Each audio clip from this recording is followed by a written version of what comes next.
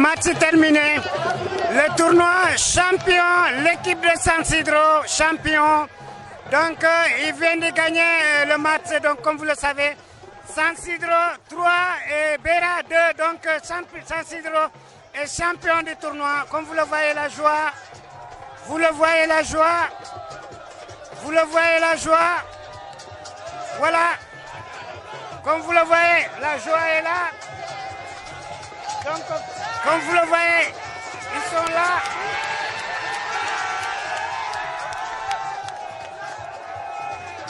Ouais. Ouais, ils sont gagnés.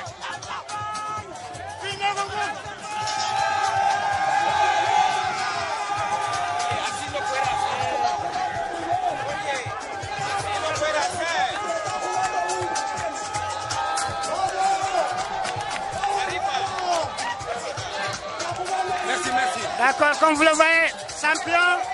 Le nom c'est comment? C'est Mamadou Lamine Fati, mais on m'appelle Thiago. Thiago, Mamadou Lamine Fati, la joie, victoire, champion du tournoi. Et Hamnani, tay mom da ngeen kontaan. Waaw, mais franchement kontaan nañ trop, kontaan nañu.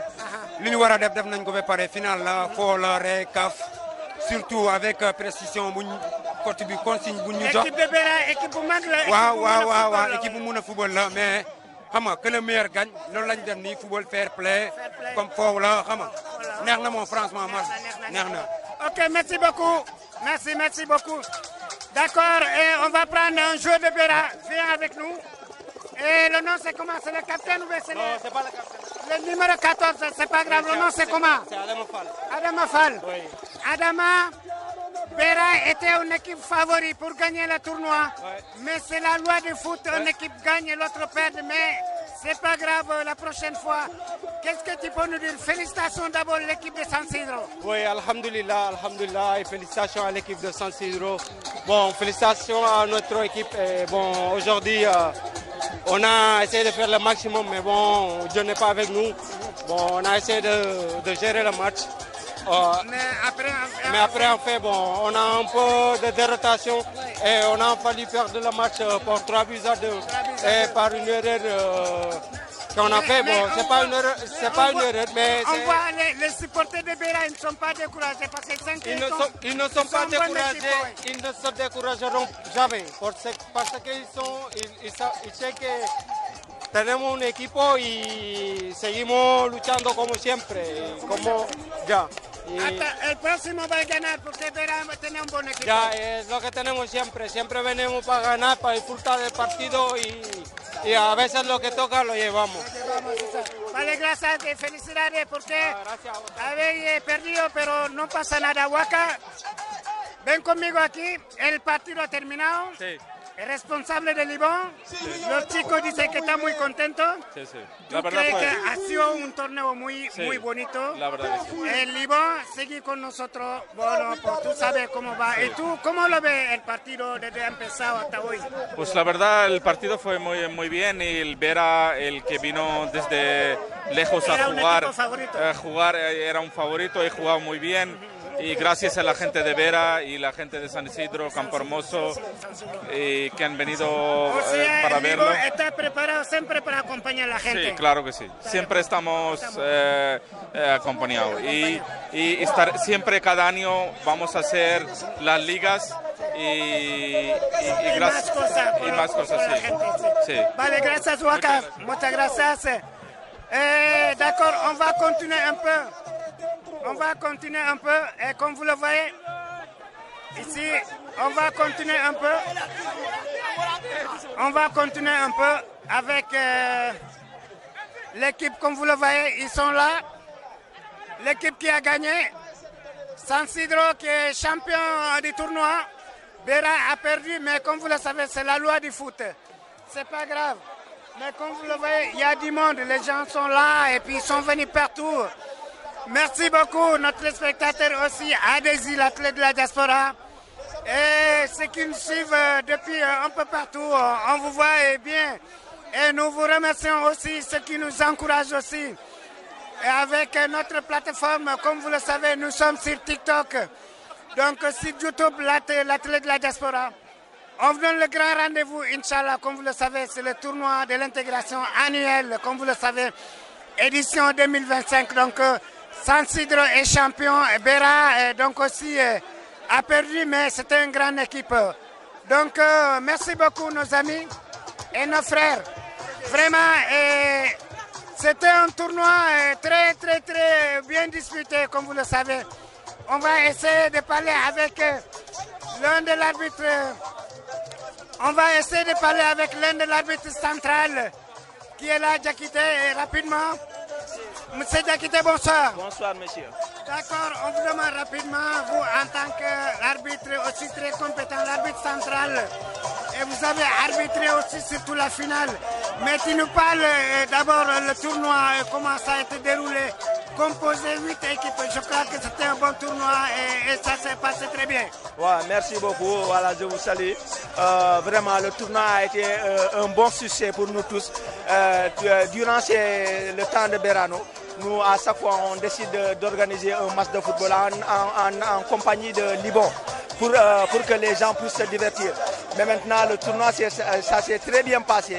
On s'est bien organisé, malgré il y avait des difficultés, mais on a pu surmonter ces difficultés-là. C'était ça l'objectif.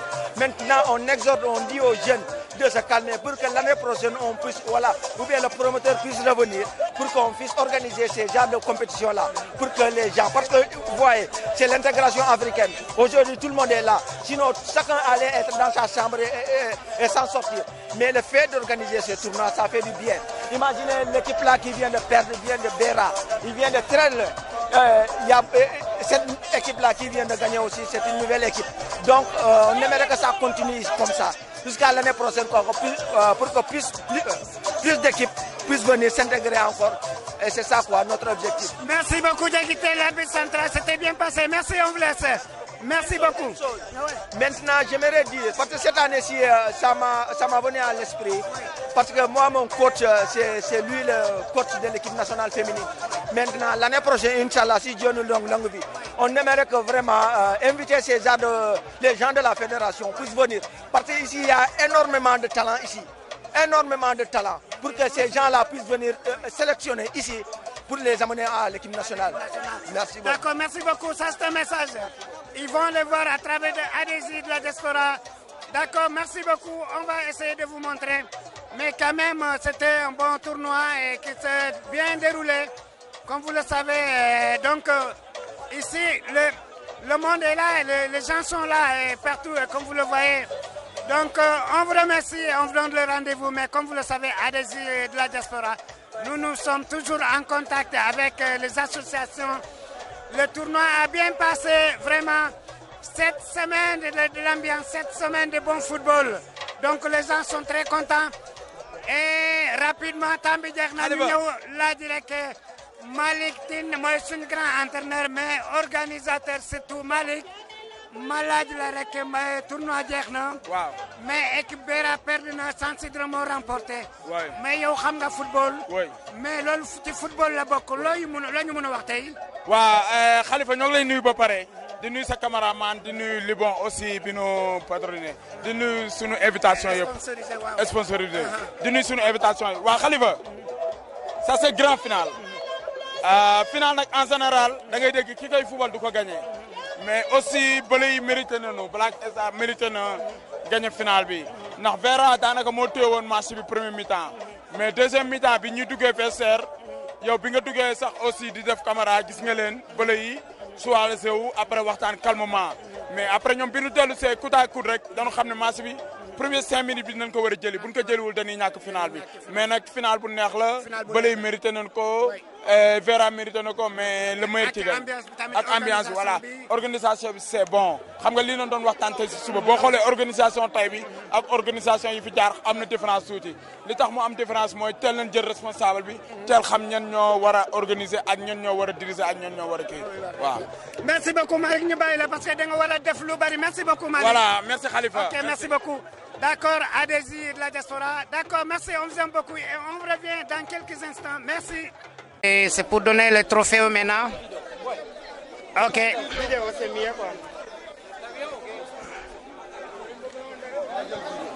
D'accord, le trophée maintenant, Adama Cissokho avec Chérif Tall. Adama, d'accord, le tournoi est terminé. Et je crois que c'était bien passé. Comme li nga gis fi rek vraiment ambiance bi jàll na te ñëpp kontaan na yéen tamit ak Chérif suñu coordonnateur ak yow tamit seen taxawaay ñi ngi félicité waa Pastef tamit vraiment da ngeen nekk ak ñun ok ñi ngi leen félicité looy sànni rek.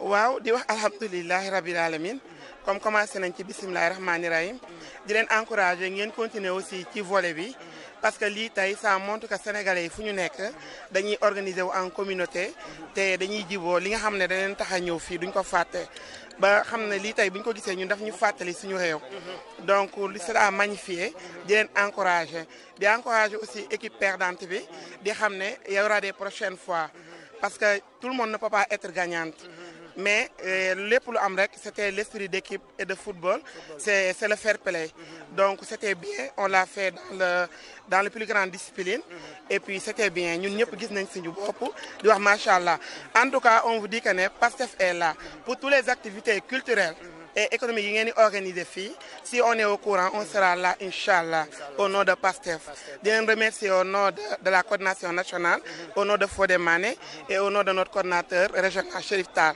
moi c'est Adama Cissokho la coordinatrice de Mojib Espagne di wax suñu capitaine bi vous n'avez pas démérité franchement mais nag c'est le jeu quoi c'est la loi du foot. Il y a des gagnants et des perdants. Peut-être du taille, mais la prochaine fois, Inch'Allah. Merci Adama Cissokho. D'accord. Maintenant, le trophée capitaine de San Isidro, de Bera. Tourbi, Mamadou. D'accord, Amadou. Nena content nañ trop. Ñooñu dañoo jógee depuis Roquetas ñëw pour assister. D'accord.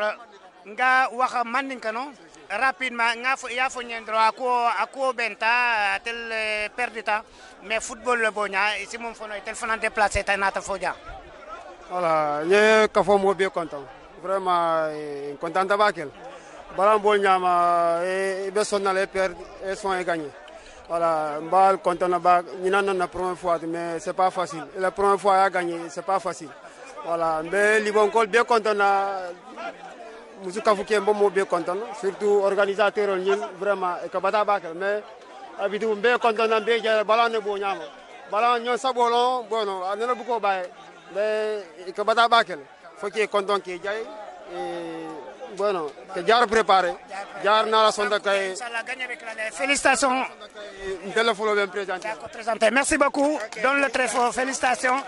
Merci. Ça c'est l'enveloppe et ça c'est le trophée.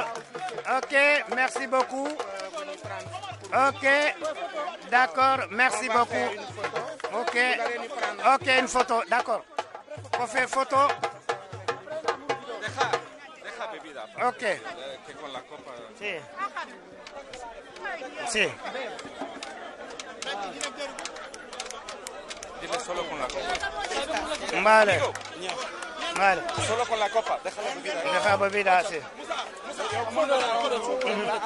Sí. La copa, sí.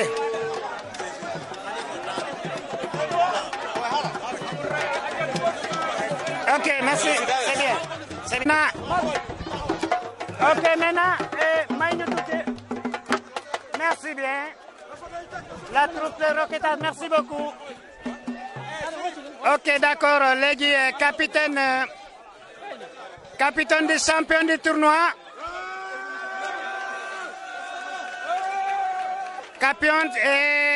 Capitaine des champions du tournoi San Isidro. Ouais. Ok, oui, le capitaine.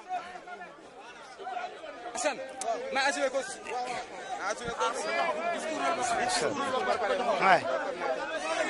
Ok. Ok, d'accord, rapidement. D'accord, où est le capitaine? Où est le capitaine est là? D'accord, rapidement, parce qu'il n'y a plus de temps. Chérif Tall, coordinateur de Pastef, parrain du tournoi.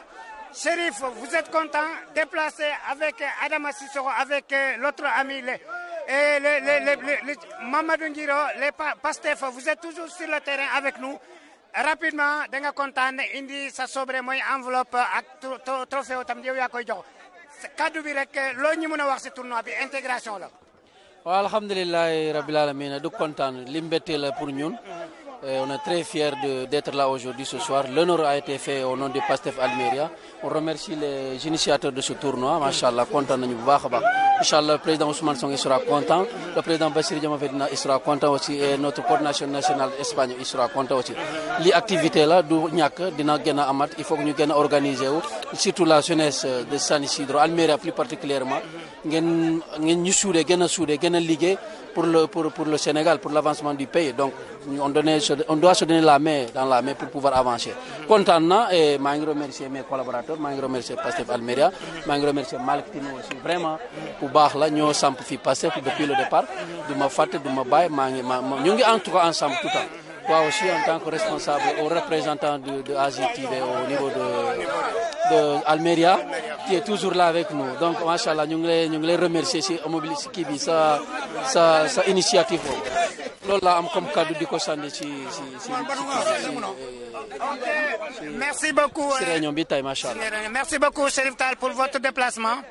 On a vu aussi vous êtes toujours avec la communauté sénégalaise ici. Merci beaucoup. Donc qu'est-ce que vous voulez encore? Mais voilà, d'accord. Donc Chérif, vous allez le remettre le trophée, une enveloppe aussi, deuxième enveloppe vraiment. Merci beaucoup à vous et félicitations. Donc, si vous voulez añadir, si vous voulez dire quelque chose, mais c'est le dernier message. En tout cas, dernier message, moi, li contenté là, ngeen góorgóorlu la jeunesse, surtout la jeunesse, ngeen mobiliser wat si livre tournoi kese la du dara, que le meilleur gagne. C'est-à-dire yéen ñi gagné nii ak ñi perdre, c'est la même famille. Donc, ngeen góorgóorlu. L'année prochaine, on va essayer de s'organiser nous tous, hein, mu gën a am doole, gën a am yéena maga. Bu neexee Yàlla li Pastef Espagne et Pastef Almeria bu neexee Yàlla prochaine fois on fera tout pour andi fi le coordinateur national suñu député l'honorable député de l'Espagne pour ñëw assister ci finale bi ou au cas des cas mun nañ jël koo xamante ne responsable la bu mag ci Espagne et ci Sénégal mu ñëw teewlu ci genre manifestation mais balaa loolu mu am il faut que ngeen a soudé yéen tamit ngeen ñëw adhéré ci Pastef ngeen ñu carte membre yi ngeen a góorgóorlu gën a liggéey pour la jeunesse pour le Sénégal. Ok, merci bien coordinateur, merci beaucoup. Merci beaucoup. jeex na may leen tuuti rek ana capitaine bi kan mooy capitaine et tour bi Lamine nga wax ni rek dégg nga lu mu wax mooy coordinateur responsable Pastef yi ñëw nañ comme daaw yow tamit comme lu ñu wax am na solo ñooñu ñu ngi fii tamit di accompagner communauté sénégalaise yéen tamit ñooñu seen déplacement ak tournoi bi tamit loo ñu mën a wax rek rapidement parce que war nañ fay kii lumière bi léegi nii. Donc mbamo be kontana momo to ana kontona ndasa mum fono wala nyinti ko na adversaire que Bera ka foi ko di courage c'est la loi du foot. Une finale à chaque fois il y aura un gagnant et un perdant. Donc nous on est sortis victorieux donc je félicite mes coéquipiers.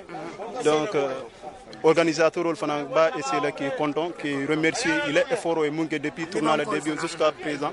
Ani partenaire munke de Libon qui est bien content. Ani momul nada jong komi parent qui essaie qui est content. Il est effort et munke na qui est l'activité bladje kana mabi molen turunte qui remercie ola. Donc l'after de Noël. Merci beaucoup. Merci beaucoup, d'accord. Et Madi, le nom c'est comment? Guiro Mamadou, rapidement. Et Pastef Almeria, c'est un déplacement vraiment, c'est pas la première fois. Rapidement, logistique, tournoi, vraiment, boy, football, intégration, vous paré pour accompagner boy en tant que parti Pastef. Donc, je suis content. Kaitandi mole ko tellement fanki nanja Pastef lenki nanja Pastef lenki nanja Pastef Almeria ko mun kita zone kono ni ya ken ka kachala jenim binal Pastef ko le mol ki nanja ko ngana assister ka boy la accompagner qui encourager mais donc c'est mundani ndama lon tournoi faut que ça lan que c'est perdu nolé et c'est gagné nolé football ma kam fa kout ni perte ñina c'est gorgor fo jaari fana et c'est gagné no mais donc football ni koy baké la kam fal donc campo ni mélanger al se gorgor bake al mom fondin kelti quoi ali sabar ali al blodi ñonna ça c'est un message au message la te manin kol be ani jahan kol ani surwal be message merci beaucoup Malick Tine rapidement Malick Tine kaddu bu mujj bi rapidement waa Pastef nee nañ dañ leen yoon seen parti seen kilifa yi ñu ñëw accompagner comme daaw nga kii la félicité leen rek ak mbooloo mi yëpp ak Liban tamit rapidement lamp bi moom. waa Khalifa waaw merci wax dëgg yàlla ñoo ngi félicité waa Pastef yi jóge ba Almeria lu ko daggee araba seen jigéen Chérif ak ñu mu àndal ñëpp di félicité waa Liban di félicité yéen tamit wax dëgg yàlla seen liggéey rafet na yow aussi sa cameraman sonn ngeen si jàpp ngeen si di félicité tous les équipes bi nga xamante ni participé na si tournoi bi le meilleur qui gagne aujourd'hui tey ñi ñoo gagné dawoon tamit ñëpp defar waat rek ñu commencé waat xam ni sport c'est pour nous waaw. D'accord merci jërëjëf Malick Tine merci beaucoup. ok ana capitaine voilà ok mi ngi nii. ñu ngi joxe coupe bi. voilà coupe bi ak enveloppe bi tàcc leen waay ok.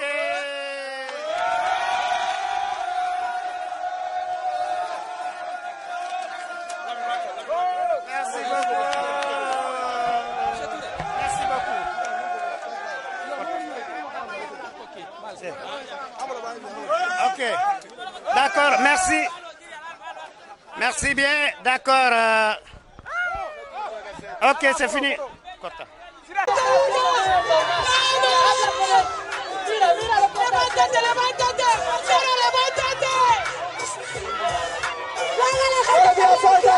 Todavía falta. Falta tiempo, árbitro. Está perdiendo tiempo, árbitro.